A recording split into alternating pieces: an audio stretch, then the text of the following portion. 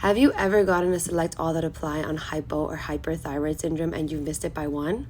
It is seriously so frustrating, so today we're going to break it down. Now, before I dive into the signs and symptoms, which is commonly seen as a select all that apply, I want you to look at the top there where I have hypothalamus, anterior pituitary, and thyroid gland. That is the negative feedback loop associated with the thyroid gland. It is important to understand when you're looking at diagnostic lab values.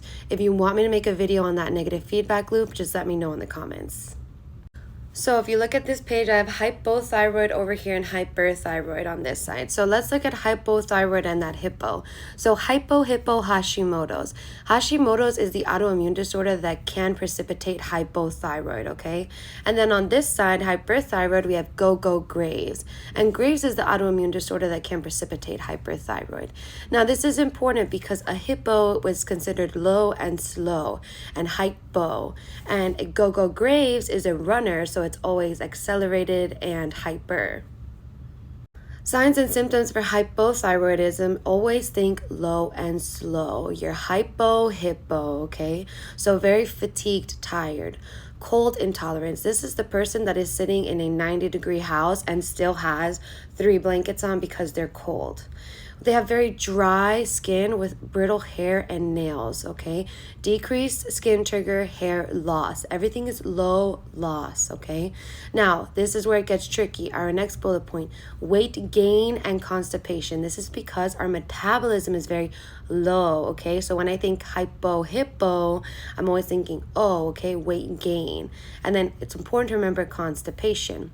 Then they're going to have a deep, hoarse voice. Their mood might be a little bit depressed, and they're going to have these menstrual changes. So amenorrhea, remember A in front of anything means no.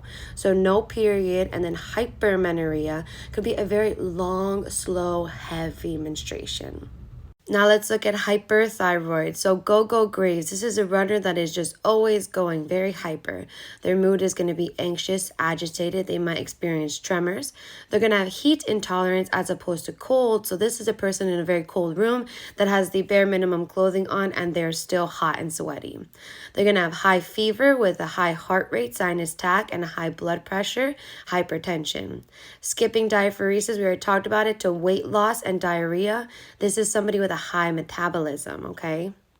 Now, key in here on expothalamus. This is when the eyes are kind of bulging out of the face. So as a nurse, you want to provide eye protection. You want to tape the eyes shut at night.